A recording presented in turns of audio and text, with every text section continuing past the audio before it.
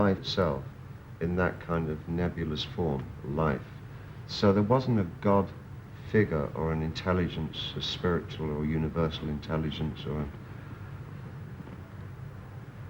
so it felt kind of pagan in that way. A man just talking to life and saying, "Are you going to leave me?" You know, I can't bear the fact that you are going to leave me. It's conversation, it's dialogue with life itself. So the word heathen seemed applicable, as pagan was so overused. Yeah. And I realized the connotations of using the word heathen as also being fairly accurately descriptive of the climate of today and the way people function, especially in the West. I felt there was a heathenism at work, you know, a philistinism, a barbarianism of thought. Whoa. It felt applicable. Yeah. Now that you've become a father again, does this influence your way of writing, do you think? Of course it does. Yeah? Sure it does. Far greater percentage of the songs that I write now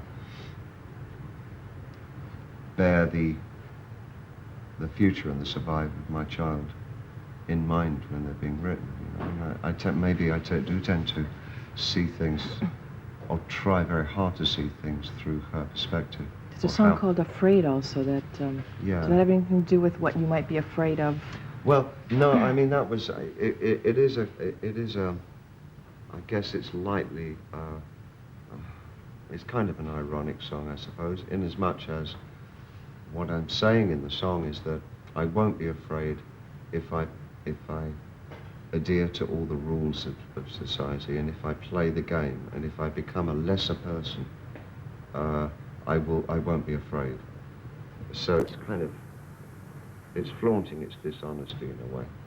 It's actually about somebody who is very afraid already and feels that he won't be afraid if he kind of becomes sheep-like. You mentioned books before. The book ends there. You photographed on the sleeve cover three books, like with a B, capital letter book. The General Theory of Relativity, Interpretation of Dreams by Freud and the Gay Science Nietzsche. Yeah. No, you can't answer that in 30 seconds, but, yeah. Well, okay, I tell you, I'll try. Okay. I consider those three gentlemen created the atmosphere for the entire 20th century. They changed all our major fundamental beliefs, absolutely. Nietzsche said God was dead. Einstein played completely with our understanding of time and continuum, and Freud completely turned our idea of who we are on its head. And I think they virtually destroyed and created an incredible arrogance within man that he himself was God, which resolved itself in the atomic bomb. That's the greatest thing we could do as God. And I think after that huge disillusionment, we went back into spiritual flux and an absolute terrifying confusion as to, well, if we can't fill the place of God and we've destroyed God, what's left? You know, what do we do? How do we fill this space that we now really have created for ourselves? We've sort of developed this enormous vacuum, spiritual vacuum. And it's very hard for people to actually know what to put in its place again. So that's really a predicament of ours. We have to somehow or other come to terms with what we do for a spiritual life.